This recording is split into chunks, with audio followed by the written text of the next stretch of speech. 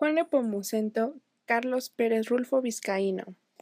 Nació el 16 de mayo de 1917 en Acapulco, Jalisco, México. Fue un escritor, guionista y fotógrafo. Ganó el Premio Nacional de Literatura en México en 1970 y el Premio Príncipe de Asturias en España en 1983. Juan Rulfo muere el 7 de enero de 1986 en la Ciudad de México a los 68 años de edad, debido a cáncer de pulmón. Juan Rulfo perteneció a la generación del 52. Su reputación se asienta en dos pequeños libros, El llano en llamas, que está compuesto de 17 pequeños relatos y publicado en 1953.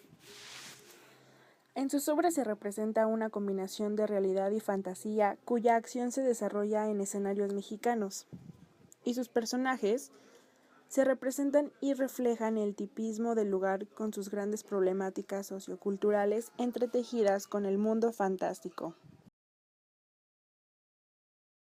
La historia se desarrolla cuando un niño nos cuenta que todo iba empeorando a partir de la muerte de su tía Jacinta, una semana antes de que comenzara a llover.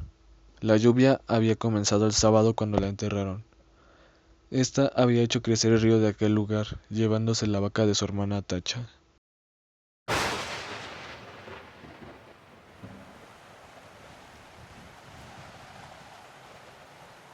Ese mismo día, ambos fueron a ver el río, y suponían que este ya pasaba por encima del puente. Pero por el ruido que no los dejaba escuchar lo que decían los del pueblo, decidieron subir a la barranca.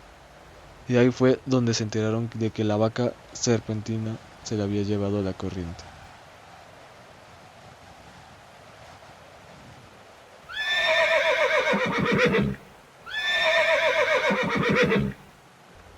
El niño decía que no entendía por qué la serpentina había decidido cruzar el río.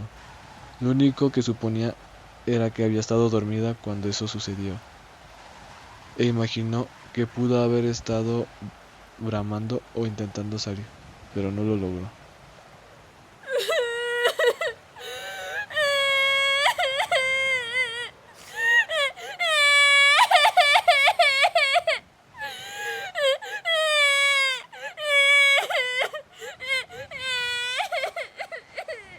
El niño nos informa que la vaca serpentina tenía un becerrito del que no saben su paradero, en el que el padre de familia tiene puestas las esperanzas de ocupar a una hija adolescente para que atienda a su crianza.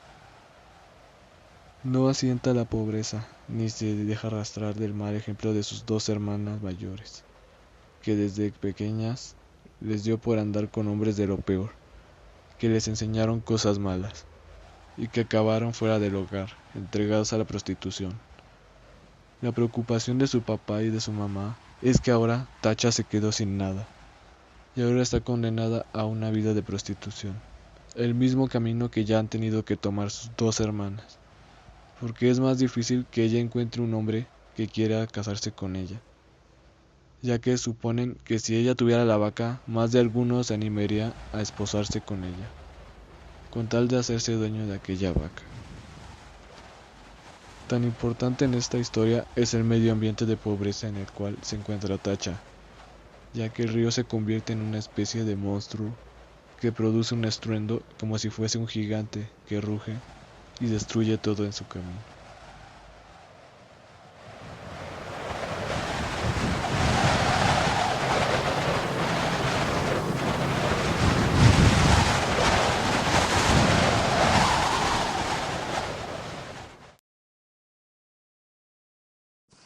La madre es una señora que vive en un pensamiento antiguo, porque se espanta de las cosas que ahora en la actualidad son muy comunes.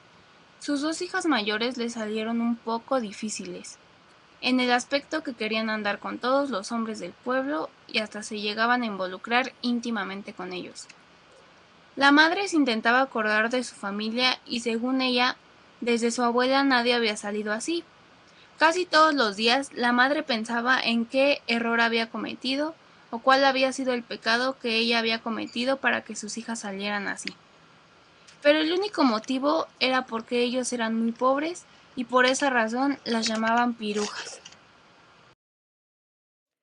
El padre era un campesino trabajador, muy conservador y sobreprotector.